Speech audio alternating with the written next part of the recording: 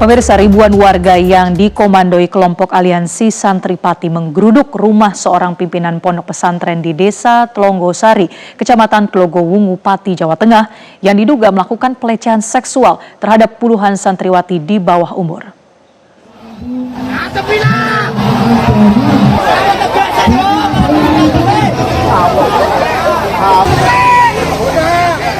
Aksi warga yang geram terhadap pimpinan pondok pesantren yang diduga sudah melakukan aksinya sejak lama ini, di mana warga menggelar aksi unjuk rasa untuk menuntut pihak yayasan pengelola pondok pesantren segera melakukan evaluasi menyeluruh.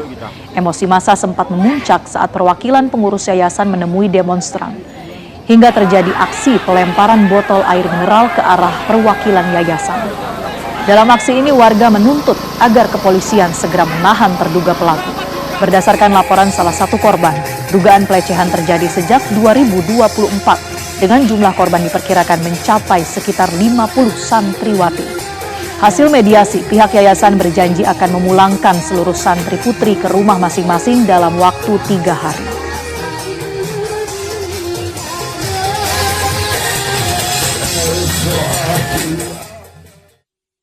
Saya merasa resah karena yang bersangkutan mengatasnamakan pondok pesantren ini merusak citra nama pondok pesantren dan khususnya kepada NU dan kepada nama desa Tlonggosari.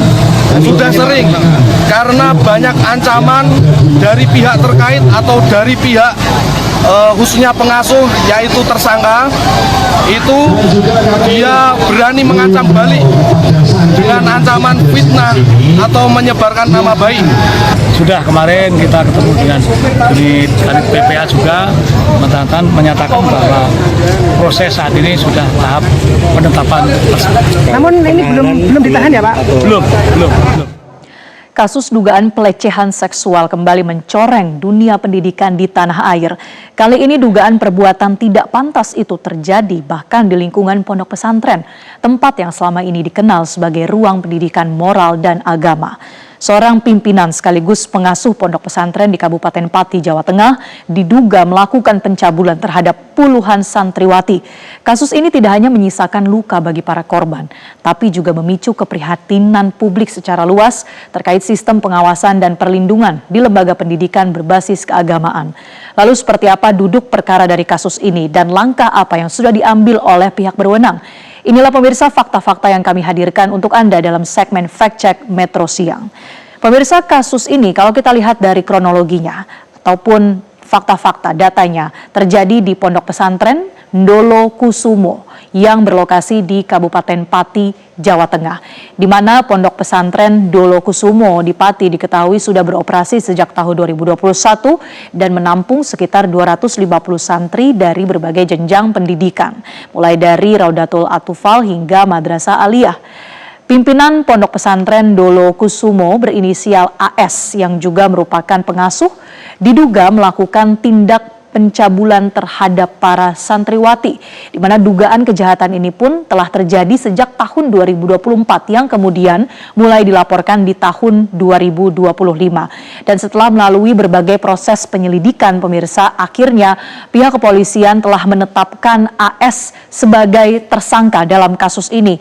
Meski demikian, pihak kepolisian belum menahan tersangka. Inilah yang kemudian menimbulkan adanya pertanyaan, bahkan kemarahan di tengah publik, apalagi masyarakat di desa setempat yang meminta agar pelaku segera ditahan. Dan pemirsa, jumlah korban ini diperkirakan tidak sedikit, bahkan mencapai lebih dari 50 santriwati. Menurut keterangan dari kuasa hukum para korban, santriwati ini diduga mengalami tekanan dan juga ancaman. Mereka diancam akan dikeluarkan dari pondok pesantren jika menolak melakukan permintaan pelaku untuk melakukan tindakan asusila. Nampak terjadi pola relasi kuasa antara pengasuh dan juga santri yang menjadi faktor yang mempermudah terjadinya dugaan pelecehan seksual ini. Kondisi ini pun pemirsa membuat para korban sulit untuk melawan, terlebih lagi mereka dalam posisi yang begitu rentan.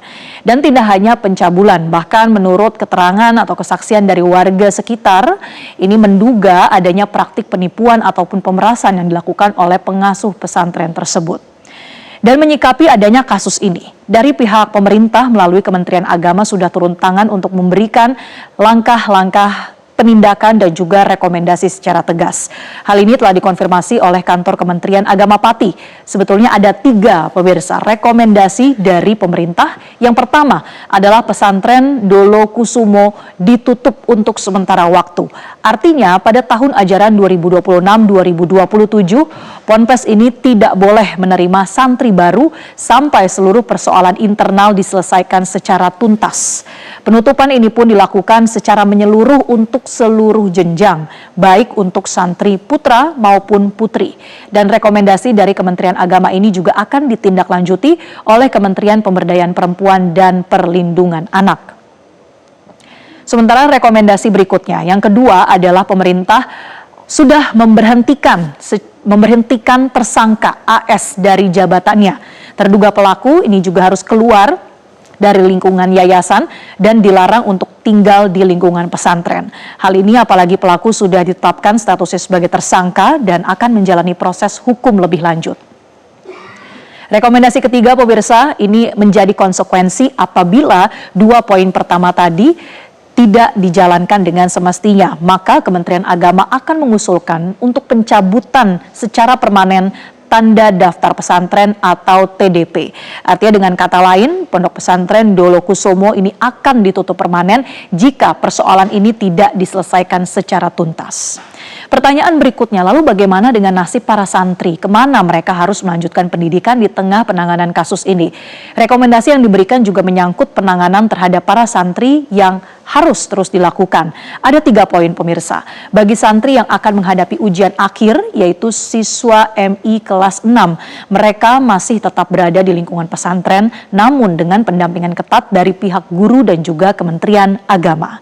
Sementara terdapat 48 santri yatim piatu yang akan difasilitasi untuk dipindahkan ke yayasan lain di sekitar Pati yang dinilai lebih aman. Kemudian untuk santri lainnya yang masih di bawah pengawasan orang tua, ini akan melibatkan keputusan dari orang tua santri tersebut. Diberikan ada 2 pilihan. Yang pertama bisa memindahkan anak mereka ke sekolah atau pondok pesantren lain, ataupun tetap mengikuti pembelajaran Ponpes Dolo Kusumo yang sementara waktu ini digelar secara daring. Langkah ini diharapkan bisa menjamin kelanjutan pendidikan para santri tanpa mengabaikan aspek keamanan dan juga kondisi psikologis mereka. Selain itu pemirsa, Kementerian Agama selain memberikan rekomendasi, ini juga sudah menegaskan bahwa pemerintah ini sebetulnya sudah membuat Satgas Anti Bullying yang sudah bekerja optimal setiap bulan untuk melakukan pembinaan kepada pondok pesantren. Diharapkan tentunya kejadian ini tidak terulang kembali. Hal ini disampaikan oleh Kepala Kantor Kementerian Agama di Kabupaten Pati, Ahmad Syaiqo, yang menambahkan rekomendasi yang bersifat formal yang sudah ditetapkan oleh Kementerian Agama. Pernyataan ini pemirsa juga menegaskan bahwa upaya pencegahan kasus serupa jangan sampai terulang kembali dan juga tentu akan dilakukan pengawasan secara maksimal. Tapi tentunya kasus ini juga menjadi pengingat keras bahwa pengawasan di lembaga pendidikan termasuk di pesantren harus terus diperkuat. Dan pemirsa, kasus dugaan pelecehan di Pati ini menambah daftar panjang kekerasan di lingkungan pendidikan. Tentu sangat disayangkan dan kepercayaan yang diberikan orang tua kepada lembaga pendidikan ini seharusnya diimbangi dengan tanggung jawab besar. Penegakan hukum yang tegas, terutama yang didesak saat ini yaitu penahanan dari tersangka maupun juga perlindungan terhadap korban. Ini serta pembenahan sistem pengawasan ini menjadi kunci agar kasus serupa tidak kembali terulang. Kasus dugaan pencabulan terhadap puluhan santriwati di Pondok Pesantren Dolo Kusumo, Kabupaten Pati mendapat perhatian serius, bahkan dari pemerintah pusat. Pondok Pesantren Dolo Kusumo pun terancam ditutup permanen. Berikut cuplikan dialog dalam program Selamat Pagi Indonesia bersama Direktur Pesantren Ditjen Pendidikan Islam Kemenak, Basnang Said. Besar pesantren, secara lebih khusus lagi kepada ananda korban, lalu kemudian beserta keluarganya dan masyarakat Pati, karena di tengah-tengah ikhtiar Kementerian Agama bersama dengan kementerian dan lembaga lainnya, bersama dengan KPPA, lalu kemudian KPAI, termasuk kemudian UNICEF dan Kementerian Kesehatan, tapi ternyata kemudian kita kebobolan lagi. Nah, oleh karena itu harapan kami agar kemudian benar-benar pelaku ini benar-benar diberikan hukuman yang sesungguhnya telah mencederai masa depannya anak-anak kita. Nah, oleh karena itu, beberapa hari lalu kami dari Kementerian Agama membuat surat kepada Kepala Kantor Wilayah Kementerian Agama, lalu kemudian nanti ditembuskan kepada Kemenak Kabupaten Pati untuk satu, agar melakukan penghentian sementara penerimaan santri baru.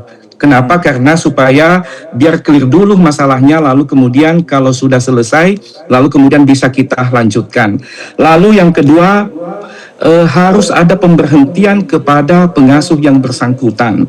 Nah, oleh karena itu, dan kemudian ada penunjukan pengasuh baru yang kira-kira memang benar-benar pro kepada anak-anak, menjaga masa depannya anak-anak, dan punya komitmen untuk tidak mencederai anak-anak kita. Lalu yang sangat penting adalah kami sudah merekomendasikan agar segera diupayakan untuk dilakukan penutupan.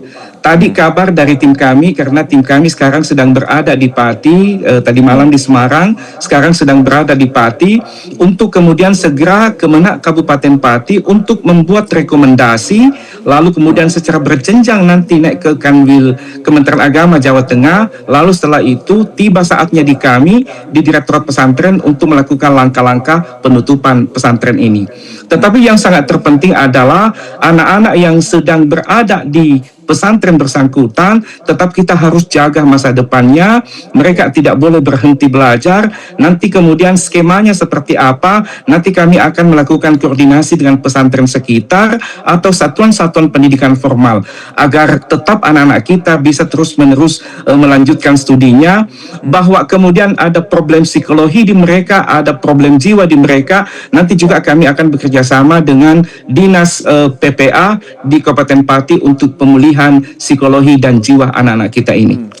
Direktorat Pesantren Ditjen Pendidikan Islam Kementerian Agama sedang menunggu rekomendasi dari Kemenak Pati. Karena memang jenjangnya seperti itu, Mas, dari Kemenak Kabupaten, lalu kemudian naik ke kantor wilayah Kementerian Agama Provinsi, lalu nanti masuk ke kami di Direktorat Jenderal Pendidikan Islam, dalam hal ini CEKU Direktorat Pesantren, untuk berdasarkan proses itu, lalu kemudian kami mengeluarkan surat keputusan pencabutan pesantren itu.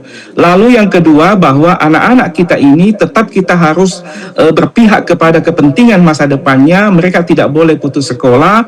Maka Kemenak Kabupaten Pati juga sedang kami minta untuk segera melakukan komunikasi ke satuan-satuan pendidikan formal di mana anak bersangkutan itu kira-kira belajar sebelumnya. Kalau misalnya di satuan formalnya di aliyah di pesantren itu, maka tentu nanti kita akan carikan madrasah aliyah untuk menampung mereka. Atau kemudian ada pesantren di sekitarnya yang tidak terlalu jauh dari tempat tinggalnya, nanti kita akan carikan skemanya. Yang intinya Kementerian Agama tidak boleh ada anak-anak yang korban putus sekolah hanya karena kasus ini. Bahwa kemudian pelakunya Kementerian Agama berharap agar benar-benar kemudian diproses sesuai hukum yang berlaku. Karena tidak bisa lagi menjadi teladan bagi anak-anak kita. Baik. Jelajahi cara baru mendapatkan informasi. Download Metro TV Extend sekarang.